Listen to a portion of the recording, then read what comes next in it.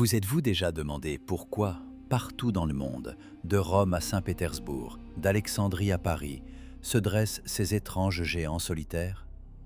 D'énormes piliers de pierre, parfaitement polis, pointant vers le ciel, auxquels rien n'est attaché. Les historiens nous expliquent avec un sourire que ce ne sont que de simples monuments, des colonnes triomphales, un hommage aux empereurs, aux généraux et aux dieux oubliés. Mais permettez-moi de vous poser une question simple qui réduit à néant ce conte de fées académique et douillet. Pourquoi ériger une structure d'ingénierie extrêmement complexe, pesant des centaines de tonnes, qui ne remplit aucune fonction? On nous ment effrontément, et l'ampleur de ce mensonge est si vaste que l'homme ordinaire a simplement peur d'y croire. L'histoire officielle s'effondre dès qu'on y applique une règle et une calculatrice. Aujourd'hui, nous allons lever le voile sur l'un des secrets les plus dérangeants de notre civilisation.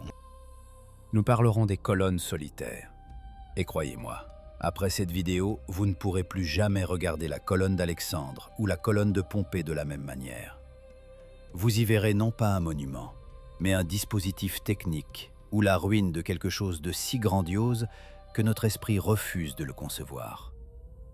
Commençons par les faits qui sont évidents, mais que nous avons l'habitude d'ignorer. Prenons par exemple le joyau de Saint-Pétersbourg, la colonne d'Alexandre. On nous dit qu'elle a été installée en 1834. L'architecte Auguste Montferrand aurait prétendument utilisé un système ingénieux d'échafaudage, de cordage et la force musculaire de milliers de soldats. Cela semble héroïque, n'est-ce pas? Maintenant, faisons appel à la logique et référons-nous aux chiffres bruts et à la résistance des matériaux. Le poids du fût de la colonne est de plus de 600 tonnes. C'est un monolithe, un bloc de granit monolithique. Vous représentez-vous seulement ce que sont 600 tonnes? C'est le poids de 10 wagons de chemin de fer modernes chargés de charbon, ou de 3 énormes avions de passagers Boeing 747. Et on nous propose de croire que ce poids colossal a été déplacé sur des rouleaux en bois à l'aide de cordes de chanvre. Les ingénieurs et les constructeurs qui travaillent avec des équipements lourds modernes savent que le levage d'une charge pesant même 100 tonnes est une opération spéciale extrêmement complexe, nécessitant de l'hydraulique, des câbles d'acier et le calcul informatique des charges. Et ici, on nous montre des images de l'album de Montferrand où des petits bonhommes dessinés tirent joyeusement des cordages. Ce n'est pas une documentation technique.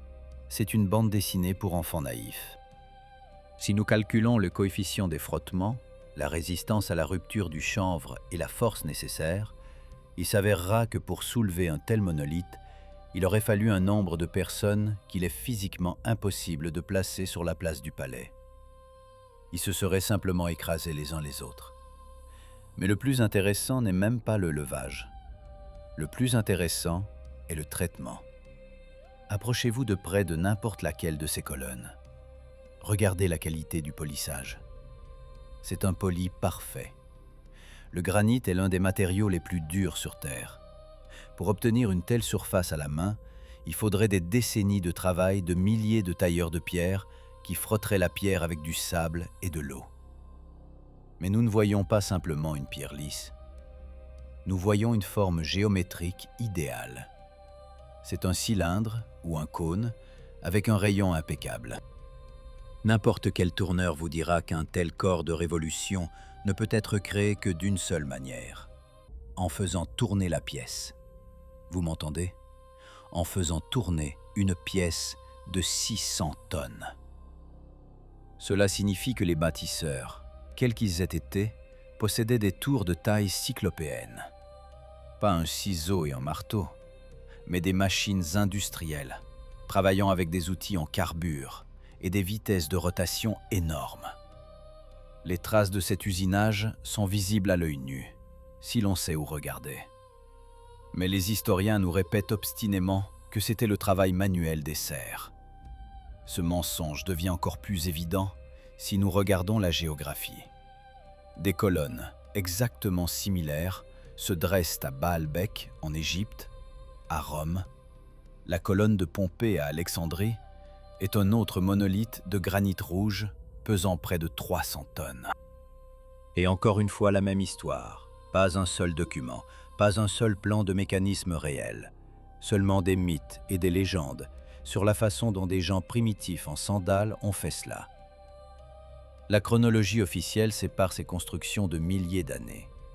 On nous dit que les Romains ont construit une chose, les Égyptiens une autre, et que l'Empire russe a simplement imité l'Antiquité. Mais la signature technique est la même partout. C'est une norme unique. Un GOST, si vous voulez. Des proportions identiques, un matériau identique, des traces d'usinage identiques. Cela nous indique que ces objets ont été créés par la même civilisation, possédant une infrastructure et des technologies mondiales qui dépassaient nos capacités modernes. Pourquoi se dresse-t-elle seule? Pourquoi rien n'y est-il adossé? Pourquoi au sommet de ces colonnes se trouvent souvent des statues d'anges ou de saints, complètement disproportionnées et petites, qui ressemblent à des éléments étrangers? La réponse est évidente. Les statues ont été placées plus tard, beaucoup plus tard. Ceux qui sont venus sur les ruines de l'Ancien Monde ont trouvé ces piliers gigantesques et, ne comprenant pas leur véritable fonction, ont décidé de les utiliser comme socle pour leurs nouvelles idoles. C'est un culte du cargo à l'état pur. Nous, tels des sauvages, avons trouvé les vestiges d'une civilisation de haute technologie et les avons adaptés à nos besoins primitifs, en les déclarant monuments de victoire. Mais si l'on retire ces statues, que verrons-nous? Nous verrons des fûts parfaitement lisses et polis, s'élevant vers le ciel. Certains chercheurs soulignent que de nombreuses colonnes sont creuses à l'intérieur ou possèdent des tiges métalliques traversant toute la structure. Par exemple, la colonne Trajane à Rome. À l'intérieur se trouve un escalier en colimaçon, taillé dans la pierre. Imaginez seulement la complexité d'un tel travail. Tailler une spirale parfaite à l'intérieur de blocs de marbre. Les assembler avec une précision au dixième de millimètre. C'est un niveau de précision aujourd'hui accessible uniquement aux machines à commande numérique. Pourquoi de telles complexités pour un monument? Pourquoi le rendre fonctionnel de l'intérieur si de l'extérieur ce n'est qu'une décoration? Nous sommes au seuil d'une terrible découverte.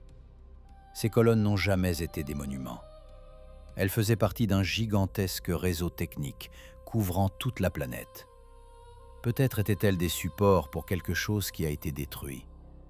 Ou bien elles étaient elles-mêmes des dispositifs, des générateurs, des transmetteurs, des condensateurs atmosphériques. Nous avons l'habitude de penser que l'électricité a été découverte au XIXe siècle. Mais que se passerait-il si nous avions simplement redécouvert ce qui était accessible à l'humanité il y a des milliers d'années? Et si ces colosses de granit étaient les vestiges d'un système énergétique unifié du passé, que nous appelons stupidement temples et monuments? Examinez la composition du granit. C'est du quartz cristallin, possédant un effet piézoélectrique. Lorsqu'il est comprimé, il génère une charge électrique. 600 tonnes de granit créent une pression interne colossale. Ce n'est pas une simple pierre, c'est une énorme batterie, placée sur des points géodésiques strictement définis de la Terre. La science officielle craint ces questions comme la peste, car si l'on admet que la colonne d'Alexandre ne peut être fabriquée à la main, il faudra réécrire toute l'histoire du XIXe siècle. Il faudra admettre qu'il n'existait pas de Russie arriérée et paysanne, mais un territoire doté de technologies de pointe qui ont ensuite subitement disparu. Où sont passées ces machines? Où sont passés les maîtres? Pourquoi y a-t-il eu une rupture dans la chaîne technologique? La réponse à cette question réside dans les effondrements démographiques et les incohérences étranges dans les recensements de population, dont nous parlerons un peu plus tard. Mais pour l'instant, gravez ce fait dans votre esprit. Les colonnes solitaires sont des marqueurs de mensonges. Ce sont des preuves matérielles de l'existence d'une autre histoire, qui nous a été méticuleusement effacée. Et plus nous creuserons, plus le tableau deviendra effrayant. Nous commençons tout juste à démanteler ce fondement de mensonges. Et croyez-moi, sous celui-ci se cachent les ruines de notre véritable passé. Approfondissons les détails techniques qui feraient dresser les cheveux sur la tête de tout ingénieur spécialisé. Si nous laissons de côté les contes des guides touristiques et ouvrons les manuels de résistance, des matériaux et de logistique, alors la version officielle de la construction des colonnes de la cathédrale Saint-Isaac ou de la colonne d'Alexandre elle-même s'effondrera en poussière. On nous dit que le granit était extrait des carrières de Puterlax, taillé à la main, chargé sur des barges en bois et transporté à Saint-Pétersbourg. Cela ressemble à un plan, mais calculons. Le poids d'une colonne de la cathédrale Saint-Isaac est de 114 tonnes. Il y en a 112 au total. Comprenez-vous l'ampleur de l'opération logistique? Au début du XIXe siècle, il n'existait ni chemin de fer capable de supporter une telle charge, ni routes asphaltées. Les routes de l'époque étaient des chemins de terre battue qui se transformaient en boue impraticable après la première pluie. Essayez de transporter une charge de 100 tonnes sur une charrette sur de l'argile mouillée. Les roues s'enfonceraient instantanément dans le sol jusqu'aux essieux. On ne peut pas tromper la physique. La pression sur le sol d'une telle charge est colossale. Pour déplacer de telles masses, il faudrait une voie spécialement préparée avec une fondation en béton, ce qui à l'époque, selon l'histoire officielle, n'existait tout simplement pas. Et maintenant, regardez la structure même de la pierre. La science officielle affirme que toutes ces colonnes sont taillées dans un massif naturel. Mais des chercheurs alternatifs, réalisant des macrophotographies de la surface, trouvent d'étranges anomalies. Des inclusions qui ressemblent à des bulles d'air figées dans la masse. Une structure stratifiée, rappelant le coulage du béton par portions. De plus en plus de faits indiquent que nous n'avons pas affaire à du granit naturel, mais à un béton géopolymère de haute qualité. Une technologie de pierre artificielle qui était connue des anciens et que nous commençons seulement à redécouvrir aujourd'hui. Cela explique tout, la forme idéale, l'absence de traces de ciseaux et la possibilité de créer des monolithes gigantesques. Ils n'ont pas été traînés de très loin. Elles étaient coulées directement sur place, dans des coffrages, comme nous coulons aujourd'hui des gratte-ciels monolithiques. Mais admettre cela, c'est reconnaître que la chimie et la science des matériaux dans le passé étaient au même niveau, voire supérieures à celles d'aujourd'hui. Qui a donné ces formules aux architectes du XIXe siècle? Ou, ce qui est plus probable, ces colonnes étaient déjà là depuis des siècles, et Montferrand et son équipe ne faisaient que les restaurer et les déblayer. Prêtez attention aux gravures de l'époque, par exemple, les œuvres de Piranèse. Les historiens le qualifient de fantasque, d'artiste visionnaire qui dessinait des ruines imaginaires. Mais pourquoi ces fantaisies sont-elles si photographiquement précises? Sur ces gravures, nous voyons des structures gigantesques, envahies par les arbres, enfouies sous la terre, au milieu desquelles errent de petits personnages en haillons. Ces gens ne sont clairement pas des bâtisseurs, ce sont des habitants des ruines. Ils allument des feux au pied de colonnes cyclopéennes, utilisant les débris d'une architecture majestueuse comme mobilier. C'est une image de post-apocalypse, une image d'un monde ayant survécu à une catastrophe mondiale. Et ces colonnes solitaires, dispersées à travers le monde, sont l'ossature de ce monde disparu. Le squelette d'un bâtiment gigantesque à l'échelle planétaire, dont les murs ont été balayés par un cataclysme. Transportons-nous à Baalbek, sur le territoire du Liban moderne. Là-bas, à la base du temple de Jupiter, se trouvent les célèbres trilithons, des blocs de pierre pesant 800 voire 1000 tonnes chacun. L'histoire officielle les attribue aux Romains. Aux Romains, ces mêmes gens dont le summum de la technique de levage était une grue en bois à poulies et moufles, capable de soulever au maximum 5 à 6 tonnes.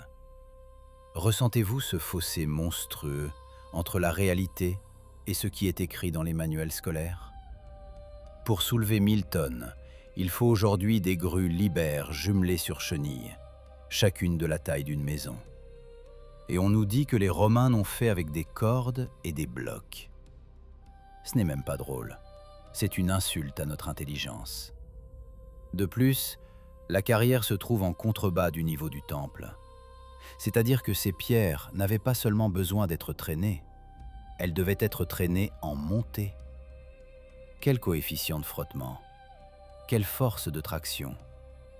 Si vous essayez de calculer le nombre de personnes nécessaires pour déplacer une telle pierre, vous obtiendrez une foule qui s'étendra sur des kilomètres.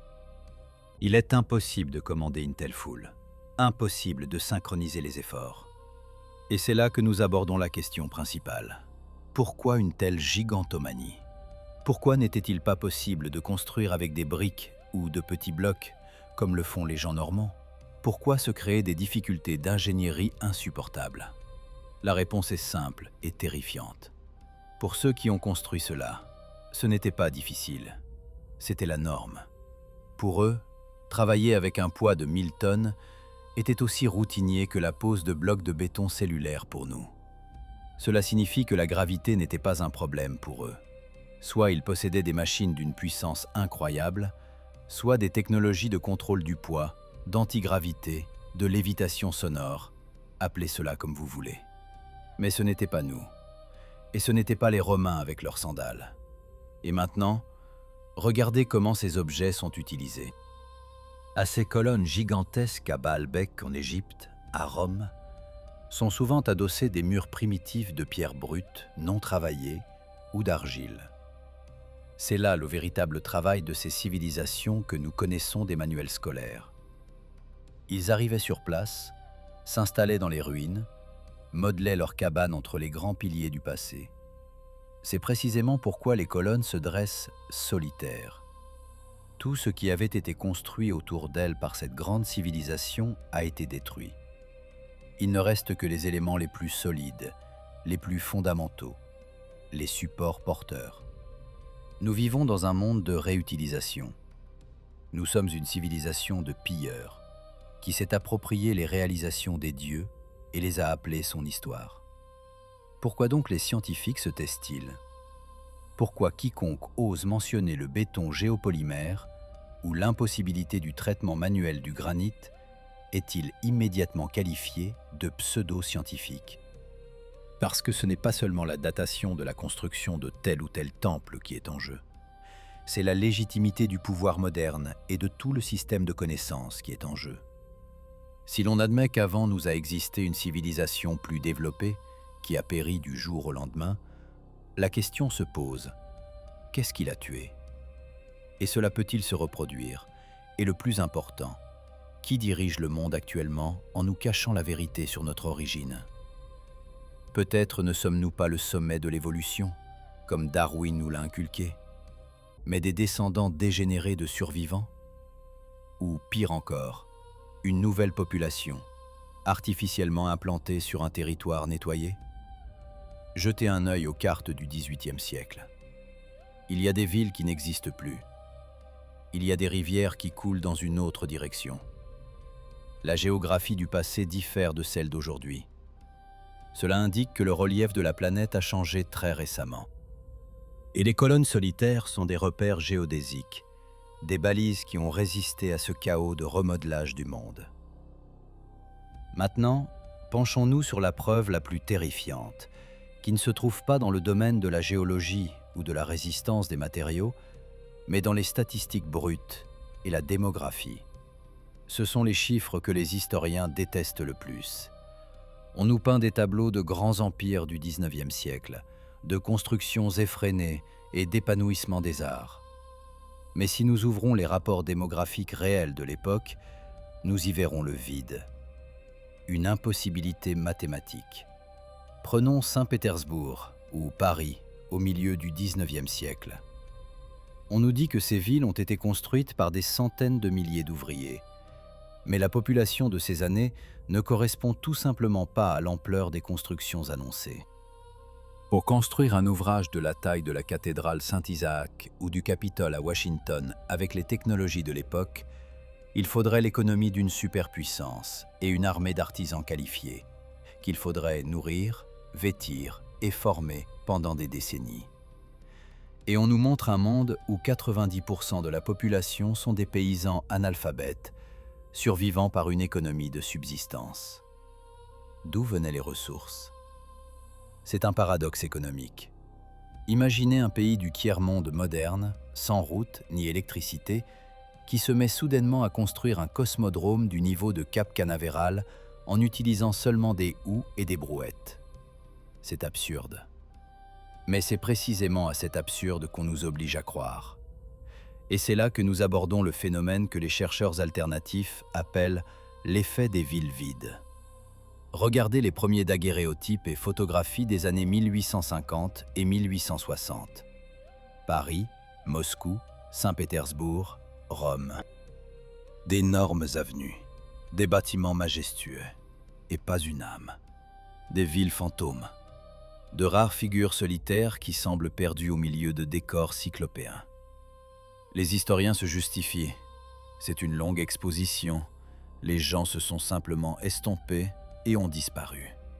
Mais l'eau des rivières sur ces photos est nette. Les ombres des arbres sont nettes. Et les foules qui devraient grouiller dans les capitales des empires, se sont-elles volatilisées sans laisser de traces? Non, mes amis, ce n'est pas une question d'exposition. C'est la fixation du moment de la colonisation. Nous voyons le monde juste après un redémarrage. Ceux qui ont survécu, ou ceux qui ont été amenés ici, entrent dans des villes vides, laissées par les géants. Et c'est là que les colonnes solitaires prennent tout leur sens.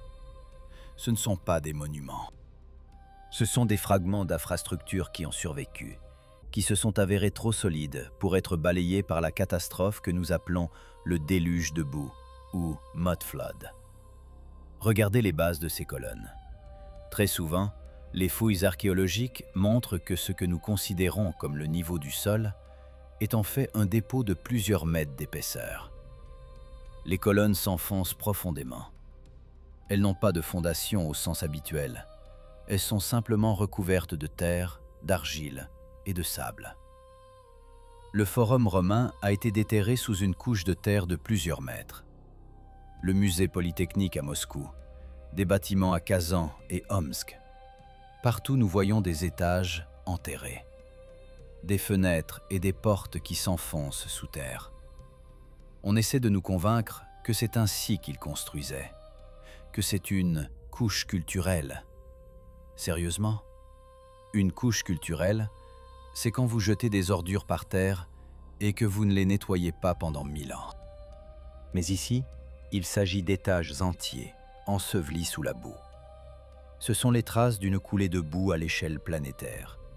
Une vague qui a traversé les continents, transportant des tonnes de terre, détruisant les constructions fragiles, mais n'a pas pu renverser ces fûts de granit.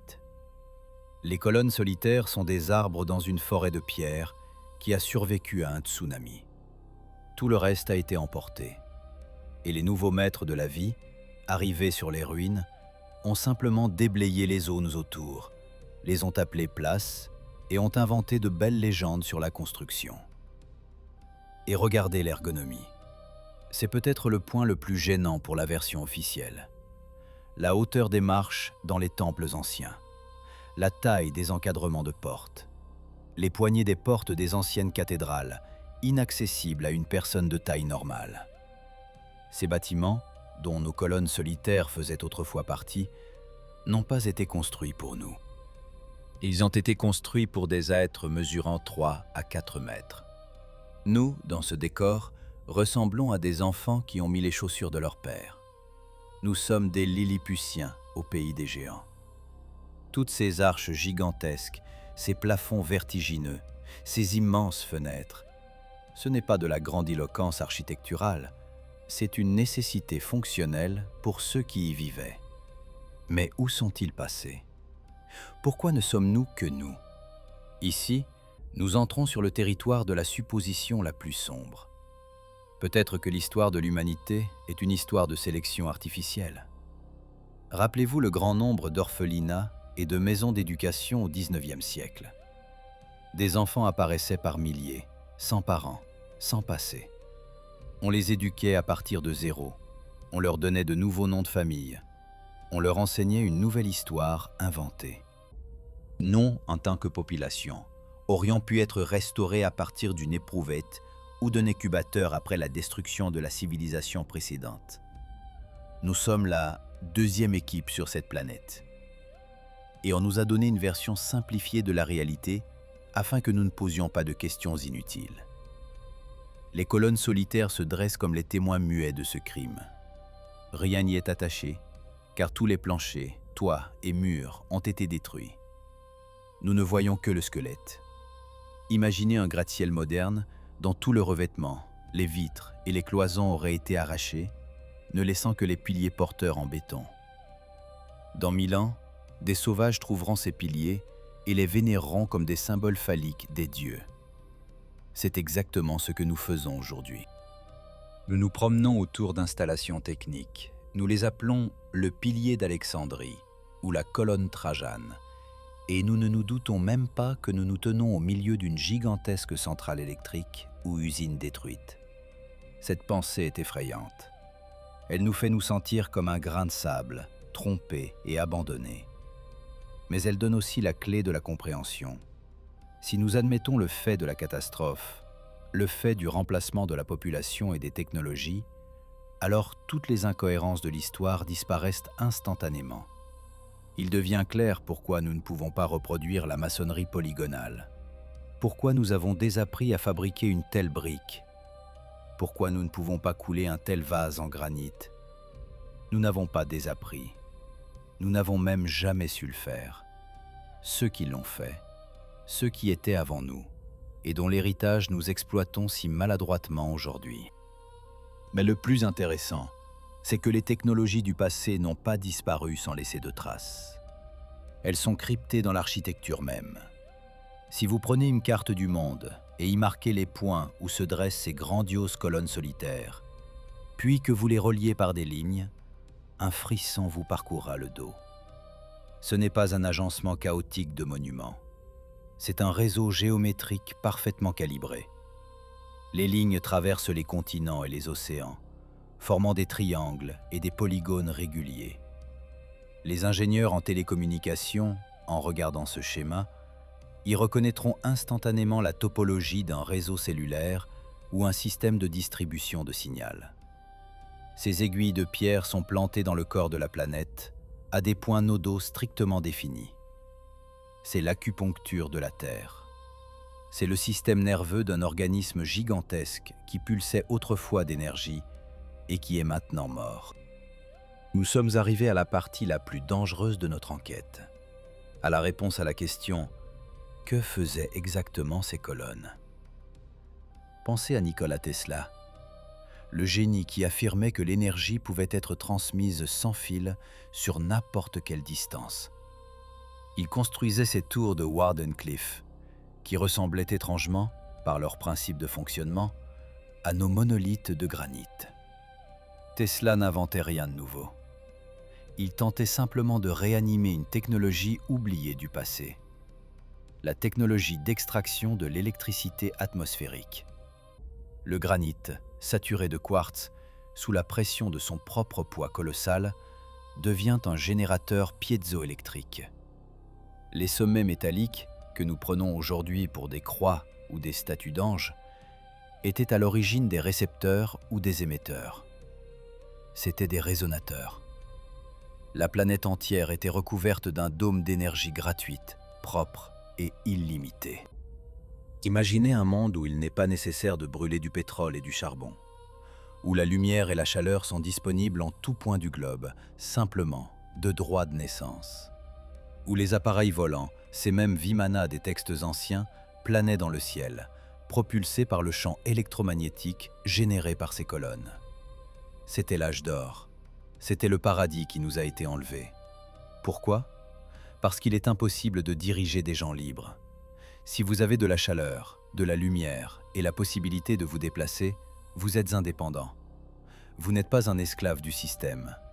Pour faire de nous un troupeau obéissant, il fallait d'abord couper le courant, détruire les tours, retirer les résonateurs. Et ensuite, lorsque la mémoire des générations s'est effacée, nous donner des compteurs d'électricité et nous rendre dépendants du pétrole. Nous payons de l'argent pour ce que nos ancêtres prenaient dans l'air. C'est la plus grande escroquerie de l'histoire de la création. Mais la désactivation de ce système n'est pas passée inaperçue. Il existe une théorie qui fait froid dans le dos. Et si la catastrophe mondiale, Ce déluge de boue et ces villes ensevelies étaient le résultat d'une surcharge de ce système énergétique. Peut-être y a-t-il eu un conflit, une guerre des dieux. Quelqu'un a décidé d'utiliser ce réseau comme une arme d'une force destructrice incroyable. Rappelez-vous les étranges, grands incendies du 19e siècle. Chicago, Boston, Moscou. Des villes ont été réduites en cendres, et le feu a fait fondre la brique et la pierre, les transformant en verre. Un incendie ordinaire ne produit pas une telle température. Ce sont les traces d'un impact plasmatique, des coups d'énergie dirigés. Les colonnes ont résisté parce qu'elles faisaient partie de la chaîne. Elles étaient mises à la terre. Et tout ce qui se trouvait à proximité a été réduit en poussière et en cendres. Cette poussière est ensuite tombée avec la pluie, recouvrant la planète d'une couche de boue de plusieurs mètres. Et nous, les survivants ou les nouveaux créés, nous nous traînons dans cette boue, déterrons les premiers étages des palais et nous demandons comment nos ancêtres ont construit de si belles caves avec des fenêtres. Nous vivons sur le cimetière d'une grande civilisation, utilisant ces pierres tombales comme attraction touristique. Nous regardons la colonne d'Alexandre et ne voyons pas que c'est une bobine d'induction hors tension. Nous sommes un culte du cargo, priant un avion cassé qui ne volera plus jamais. La prise de conscience de ce fait provoque de la colère. Nous n'avons pas seulement été trompés, nous avons été réduits au niveau du bétail. Regardez l'architecture des ruches humaines modernes, des boîtes en béton dans lesquelles nous vivons, et comparez-les au palais antique avec des plafonds de 5 mètres. Sentez-vous la différence dans la considération de l'être humain? Alors l'homme était un créateur, égal aux dieux. Maintenant, l'homme est une unité économique, une batterie, une ressource. Ceux qui ont pris le pouvoir après la catastrophe ont réécrit l'histoire, inventé la chronologie de Scaliger, allongé les siècles, divisé le monde unifié en États hostiles, afin que nous ne puissions jamais nous unir et restaurer ce qui a été perdu. Diviser pour régner. Ce principe fonctionne impeccablement depuis des centaines d'années. Et les colonnes solitaires se dressent comme un reproche silencieux. Elles sont la seule chose que les usurpateurs n'ont pas pu détruire ou cacher. Elles sont trop énormes, trop visibles. C'est pourquoi ils ont décidé de les cacher à la vue de tous, de les appeler monuments, d'inventer des légendes sur Montferrand et les empereurs romains, de cacher la technologie derrière la façade de l'art. C'est un coup de génie. Si tu veux cacher quelque chose, mets-le bien en vue. Nous passons devant, prenons des selfies et ne nous doutons même pas que nous touchons le corps d'un réacteur ou l'antenne d'une communication intercontinentale. Et ici, une autre pensée effrayante surgit. Et si elles n'étaient pas complètement éteintes? Et si elles étaient simplement en mode veille? Et si ces fûts de granit continuaient d'émettre certaines fréquences qui affectent notre conscience? Suppriment la volonté? Réduisent les capacités cognitives? Nous poussent à être des consommateurs passifs?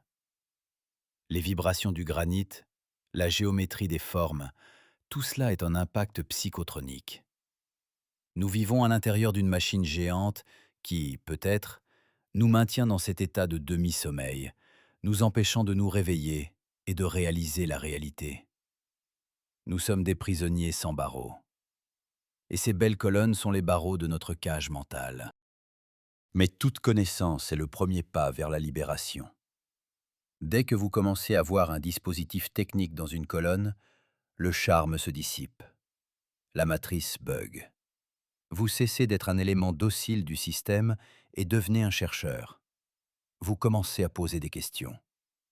Et les questions sont l'arme la plus dangereuse contre le mensonge.